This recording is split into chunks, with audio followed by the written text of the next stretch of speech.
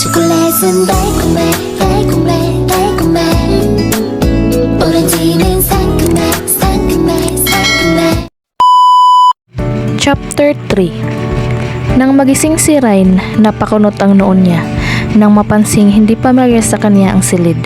It took her a moment to realize that she was not in the comfort of her own room. Naroon pala siya sa silid ng kondo ni Tyrone. Bumangon siya at ininat ang mga braso bago bumaba sa kama. Ipinalibot niya ang paningin sa kabuuan ng silid. Kanina nang sabihin ni Tyrone na dito siya magpahinga, walang tanong-tanong siyang humiga sa kama dahil sa pagod. Ngayon na-curious siya kung sino ang may-ari ng silid na ito. Maybe it's a guest room? Tumigil ang mga mata niya sa picture frame na nasa nightstand. Larawan iyon ni Tyrone na nakatuxedo ito. Nakangiti ito sa kamera, parang gusto niyang magselos sa kung sino man ang kumuha ng litrato ng binata. Whoever took the picture must have been very blessed that day. Kung gwapo si Tyrone na seryoso, mas 10 beses itong gwapo kapag nakangiti. Ipinili niya ang ulo para mawala sa utak niya ang iniisip. Sino kaya ang may-ari ng kwartong ito? Kapag kuwan ay tanong niya sa sarili. Pagkatapos ay naglakad patungo sa isang pintuan. Thinking that it was the bathroom, she opened it but only to be taken aback at what she saw. It was a closet at lahat ng damit na naroon ay pag-aari ng lalaki. She could not be Tyrone's room. No way. I think the photo frame in the nightstand is enough proof that this is his room. Anang boses sa isip niya na ikinaawang ng mga labi niya. Bakit naman niya ako patutulugin sa silid niya? Wala bang ibang silid ang kondo na to? That was impossible. Siguro naman may spare room ito para sa bisita. Dahan-dahan niyang isinara ang closet at binuksan naman ang isa pang pinto. It was the bathroom. Lahat ng gamit doon ay panlalaki mula sa shampoo hanggang sa aftershave. Halatang lalaki ang palaging gumagamit sa naturang banyo.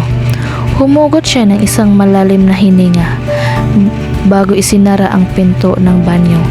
Pagkatapos ay naglakad siya patungo sa pinto ng silid at ang akmang bubuksan niya iyon nang biglang bumukas ang pinto at tumama sa noo niya dahilan para maupo siya sa sahig. She groaned as pain coursed through her back up to her lower spine. Aray! Anong ginagawa mo riyan? Boses iyon ni Tyrone at mukhang natatawa ito sa posisyon niya. Tinitingalan niya ang binata at pinukol ito ng masamang tingin. Ano sa tingin mo? Tinamaan ako ng pinto ng buksan mo. Amusement filled his eyes. Oh, sorry. The asshole didn't sound sorry at all. Pinagtatawanan siya nito for Christ's sake. Mas lalong sumama ang mood niya. Buisit ka. Help me up, will you? Inilahad nito ang kamay sa kanya. Tayo na. Pinukol niya ng masamang tingin ang kamay nito bago tinanggap ang tulong nito. Nang maglapat ang mga kamay nila, parang markuryenting dumaloy sa kamay niya patungo sa braso niya hanggang tumagos iyon sa puso niya. Malakas na hinila siya nito patayo dahilan para mawalan siya ng balanse at pasubsob siya sa dibdib nito. Napasinghap siya nang tumama ang noo niya sa dibdib nito. Ewan ba niya kung anong meron ang katawan nito dahil tuwing magkakadikit ang katawan nila ay para siyang napapasok. Kaagad siyang umayos ng tayo at inagawan ng kamay niya na hawak nito. Salamat. You don't sound thankful to me. Pambabara nito sa pasasalamat niya. Kung may kapangyarihan lang siya na kitlin ang buhay nito sa pamamagitan ng pagpukol nito na masamang tingin, baka pinaglamayan na ito. Don't glare, anito sa mahinang boses. Hindi bagay sa'yo. She remains an annoyance. O na, pagkinalaman mo ang pagbuntong hininga ko. At ngayon naman ang matatalim kong tingin. Ano ba ang problema mo sa akin? At pinapakialanuan mo ko. Hindi nga bagay sa'yo. Anito na para bang nasagot nun lahat ng problema niya. Natatawang itinirik niya ang mga mata. O ano naman ngayon? Sumeryoso ang mukha nito sa kamatiim siyang tinitigan. If you don't stop sighing and glaring at I'll kiss you, pananakot nito sa kanya. Napatawa siya sa pananakot nito. Hahalikan mo ko? And that's supposed to scare me. Now that's funny. Idinikit niya ang katawan sa katawan nito. You don't know that it's the oldest truth in the book of threats. And I'm not scared of it. To hell with you. Akmang hahakbang siya palayo rito nang pumasok na kapilihan sa utak niya. Why not? She was sure as hell that his lips would taste edible. She tiptoed to even their face and pressed her lips against his. Naramdaman niyang nanigas ito sa kinatatayuan nito, pero hindi naman siya nito tinulak palayo. Hindi ito gumalaw at hinayaan lang siya na ilapat ang mga labi niya sa mga labi nito. It was just a soft meeting of their lips, but Ryan felt like her cells are burning her nerves, melting her defenses. Her body felt hot. Weirdly, she felt a tingling sensation down there. Mabilis niyang inilayo ang labi sa mga labi nito at nagpanggap na hindi siya naapektuhan sa halik na yon. Apektado ako, dammit. It happened so fast. Hindi siya nakaiwas o nakagalaw. Not that he wanted to. Natuloy siya sa kinatatayuan niya habang magkalapat ang mga labi nila ni Ryan. Simpleng pagtatagpo lang iyon ng mga labi nila, pero parang inilipad ang espiritu niya sa kahimayaan. This must sound glitch, but her lips into his felt perfect. Binuhay nun ang parte ng katawan niya na sumisimbolo sa pagkalalaki niya, at dahil lang yun sa isang halik. What the fuck is happening to me? Tanong niya sa sarili na maghiwalay ang mga labi nila ni Ryan. He was staring at Ryan like she would answer his questions himself. Ano bang nangyari sa kanya? Mula nang makambagaan niya ito sa airport ang dalaga, he was thrown into a pit of lust and confusion. Hindi ito dapat mangyari sa kanya. Hindi niya ito dapat maramdaman. He should focus on his girlfriend. Kakatay sa kanyang buhay kapag nalaman itong hinalikan siya ng isang magandang babae at wala man lang siyang ginawa para pigilan ito.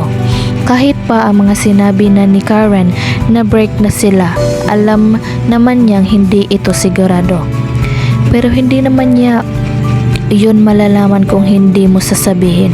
Tudyo ng isang bahagi ng isip niya at wala siyang nakakita, diba? And hell, you've enjoyed that kiss. Hindi niya ikinakaila na nag-enjoy siya sa halik nito, pero hindi pa rin iyon tama. He had a girlfriend. Kung mahal mo, bakit nangyayari to sa'yo? Use your head, moron. Anang isip niya. And hey, Karen already broke up with you, remember? Napakurap-kurap siya nang maramdaman may bumunggo sa balikat niya, dahilan para bumalik siya sa kasalukuyan. Ang babaeng yun talaga. She woke past him, bumping his shoulder on purpose. Ito lang ang babaeng kilala niya na gumagawa nun para itong nanghahamon ng away.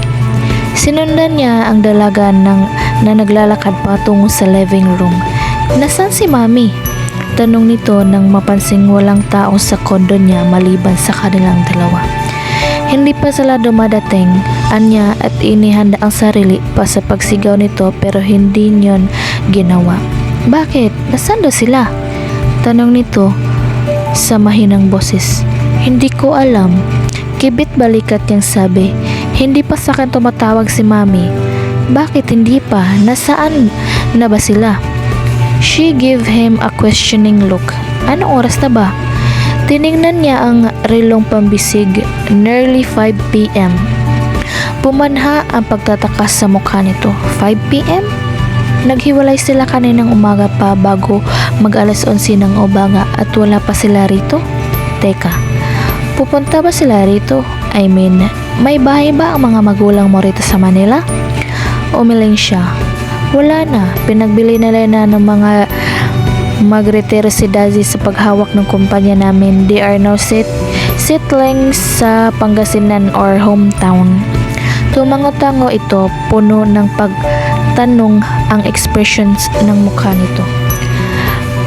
Napag-usapan din namin nila Daddy kahapon na dito muna kayo sa kondo ko kasi bukas pa tayo uwi sa Pangasinan. Hinihintay pa kasi naman si Auntie Nani na darating mamayang gamay mula sa Hawaii para sabay-sabay na ang pag-uwi natin. Pinag-cruise nito ang braso sa harap ng dibdib. So, nasaan sila ngayon? Nagkibit-balikat siya. Malay ko. Call your mom. And why would I do that? To ask them where they freaking are. Duh. Don't dummy. Nag-umbisa na siyang mairita. Tumikos ang isang kilay nito. Para kasing walang utak eh. Irritation filled her face. I want to know why they are not home yet. Masama ba yun? Wala akong utak? Lumapit siya rito hanggang sa isang pulga na lang ang layo ng katawan nila. For your information, I am a magna cum laude. What the hell ever? She cut him off with a glare. I don't care if you have a GPA as high as essential. Wala akong pakialam kung magna o suma ka. Wala rin akong pakialam sa'yo. I just want to know where my mom is and why she's not here yet.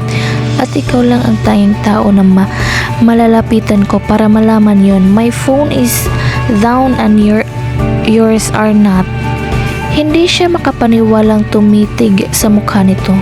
You're asking for freaking a favor, Ryan. Ni hindi nga nagsabi ng please. Ininsulto mo pa ako. Is that how you ask favor for someone? Kasi kung ganyan ka humingan ng pabor, walang tutulong sa'yo. Mariin itong ipinikit ang mga mata na parang pinakalma ang sarili. It took her a moment to open them. In that moment, he was giving a privilege to study her face closely without her knowing it. Dapat hindi siya mag-iisip na ganito sa isang babae kasi may Karen siya, but Ryan, she really was breathtaking. Her beautiful face, soft skin, her mouth watering scent, and her so gorgeous body. Nasisiguro niyang walang hindi matinong lalaki na hindi magnanasa sa dalaga. Tyron didn't know what possessed him. Parang may sariling isip ang katawan niya, bumaba ang mukha sa mukha nito at marahang inilapat ang labi sa malambot nitong mga labi. He expected her to push him. He expected her to kick him in the ass. She expected her to knee him in the balls. But she didn't do anything of those. Hinayaan lang siya nito. She even parted her lips for giving her a false access to her mouth. At sino ba siya para hindi sunggaban ang oportunidad na palalimin ang halik na sinusimulan niya. Masuyo niya sinapo ang mukha nito at pinalalim ang halik na pinagsaluhan nila. Mas lalo pang nanigas ang pagkalalaki niya dahil sa halik. Binubuhay niya ngayon ang dugo niya. Naging mapusok siya sa paghalik nito. He slid his tongue inside her mouth and he whimpered when Ryan bit it, then sucked the sting away. Habang mainit silang naghahalikan, gumapang ang kamay niya patungo sa bewang nito at dahan-dahang ipinasok ang kamay sa loob ng suot nitong blusa. As he slowly slid his hand inside her blouse, all the rational thoughts vanished. Nang halikan niya ito, hindi niya naisip na may kasintahan siya. Hindi niya naisip na ang pinakaayaw niya sa lahat ay ang manloloko ng babae. As he kissed her fully in the mouth, her belief was forgotten. All he remembered has hunger and need to kiss her deeply. All this rational thought drowned by the lust that he felt. Ryan moaned inside his mouth when his hand finally reached its destination. Napakasarap masahin ng mayayaman nitong dibdib, mas lalo pang nagwala ang pagkalalaki niya. Handa na iyong lumaban. He was about to massage her breast tightly when a knock on the door startled them. Ryan jumped away from him. Mabilis na tong inayos ang sarili at tumikim. Baksan mo ang pinto. Ani Rain na hindi makatingin ng diretso sa kanya. Hindi siya gumalaw, nakatingin lang siya rito habang paulit-ulit na inire-replay sa utak niya ang halikan nilang dalawa. His cock hardened even more. Shit! Buksan mo ang pinto. Narinig niyang wika nito pero hindi siya gumalaw. Gulong-gulo ang isip niya sa mga sandaling iyon. Parang nag-i-spin ang utak niya dahil sa ginawa niya paghalik dito. Some part of him felt disgusted. What he did. He just cheated on his girlfriend for fudge's sake. But some part of him was blessed. Gago, break na kayo diba? Anong boses ng isip niya? Kasalanan ito ni Ryan. Why does she have to be so damn irresistible? Fudge it. Napuno ng iritasyon si Ryan nang hindi gumalaw si Tyrone sa kinatatayuan nito. Nakatingin lang ito sa kanya. The way he looked at her, parang sinisisi siya nito sa halik na pinagsaluhan nila. Gusto niyang iumpog ang ulo nito sa pader. He was the one who kissed her first. He was also the one who deepened the kiss because she couldn't control herself around him. Wala sa sariling pinayagan niya itong halikan siya. I shouldn't pull him away. Damn it. Buddy, don't betray me please. Dahil naawa siya sa kumakatok, baka namamaga ang mga kamay nito. Bakit naman kasi hindi gumagamit ng doorbell? Siya na ang nagbukas ng pinto. Hey, me! Nabitin ang sasabihin ng lalaki na pinagbuksan niya ng pinto nang makita siya. Whoever you are, I'm so pleased to meet you, beautiful maiden. Hinawakan nito ang kamay niya at hinalikan ang likod niyan. I am cold. I fuck up you hands. Pagalit na si Tyrone mula sa rikuran at ikinagulat niya. Ngumiti lang ang lalaking may hawak sa kamay niya. Hindi nito pinansin ang pagsigaw ni Tyrone. Don't you find me attractive? Kahit na pantastikuhan sa tanong nito, tumango siya. Gwapo naman talaga ang lalaki. Oo. Cool. Mas lumapad pa ang ngiti nito. Want to have date with me? Napakurap-kurap siya. Ano? Nagulat siya na may humawak sa braso niya at hinila siya papasok sa loob ng kondo. Huwag mong kausapin ang lalaki yan. He's a bug that you'll want to splatter right after you date him. Wika ni Tyrone na pilit siyang tinatago sa likod nito. Hey! The man shouted defensively. Then he entered Tyrone's condo like he owned it. Ayuens Vergara. It's not a bug. Isa akong gwapong nilalang. Mas gwapo pa nga ako kaysa sa kanya. Tinuro nito si Tyrone na kinindatan siya at mas bagay tayong dalawa. At mula sa gilid ng mata niya, nakita niya pinukol na masamang tingin ni Tyrone ang bagong dating. Ano ginagawa mo dito, Vergara? Tanong ni Tyrone na para bang nagtatagis ang bagang nito. Ako ang dapat magtanong yan sa'yo, Zapanta. Ngumiti nang makahulugan ang lalaki. What are you doing here in your condo? He pointed at her. With her. Anong ba nito ng girlfriend mo? It was like a thunderstorm hit her on the pit of her stomach. My girlfriend si Tyrone? Hindi makapaniwalang napatingin siya kay Tyrone. He cheated on his girlfriend with me?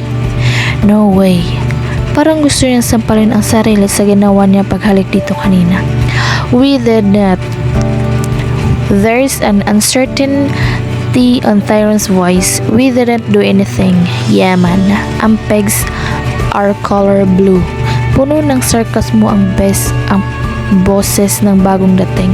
Umiling-iling ang lalaki na nagngangalang Euhens. And please, Ty, if you want me to believe what you two didn't do anything pornographic, better wipe off what smug of lipstick on your lips. Mabilis na dumapo ang kamay ni Tyrone sa mga labi nito at mabilis na pinahid ang kamay sa mga labi para mawala ang lipstick nito na dumikit doon. Habang pinapahid nito ang lipstick, bumaling ito sa kanya. Nang magtama ang mga mata nila ng binata, inirapan niya ito, buwisit. Naging maluloko pa siya dahil dito, Lindsay. Bakit mo ko hinalikan kung may girlfriend ka naman pala? Sikmat niya rito, we just kiss. Wika ni Tyrone, it's not a big deal. Nagpanting-antingan niya sa narig ang hinayupak. Of course, big deal ang halik na yun. Big deal yun. Nagpupuyos ang kalooban niya sa galit habang matalim ang mga matang nakatingin sa binata. No big deal. Hindi tayo talaga iyon mawala sa isip. Just kiss? No big deal? Hindi pala big deal, ha? Humanda ka sa aking lalaki ka. Makakatikim kang mag-asawang sampal kapag hinalikan mo pa ako.